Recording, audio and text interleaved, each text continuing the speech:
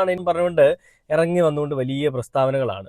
അപ്പൊ ഈ കാര്യങ്ങൾക്ക് ഇന്ന് ഒരുപാട് മാധ്യമങ്ങളിൽ ഒരുപാട് ആളുകൾ പ്രതികരണമായിട്ട് രംഗത്തേക്ക് വന്നിട്ടുണ്ട്. കഴിഞ്ഞ ദിവസം തന്നെ നന്ദഗോവിന്ദം ഭജൻസ് തന്നെ ഈ ഒരു കാര്യത്തിൽ പ്രതികരണമായിട്ട് രംഗത്തേക്ക് വന്നു. അവർ പറഞ്ഞത്, ഒരാൾക്ക് വേണ്ടിയും ഞങ്ങൾ പാടുന്നത് മാറ്റാൻ പോകുന്നില്ല.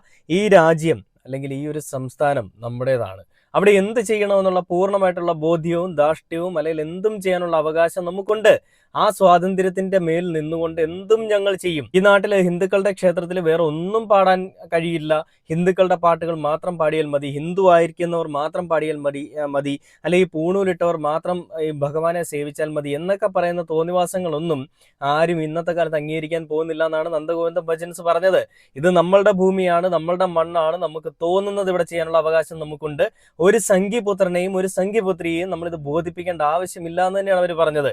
അപ്പൊ അങ്ങനെ ഒരു കൊട്ട് ഈ പറയുന്ന നന്ദഗോവിന്ദം ഭജൻസിന്റെ ഭാഗത്തുനിന്ന് കിട്ടിയപ്പോൾ കെ പി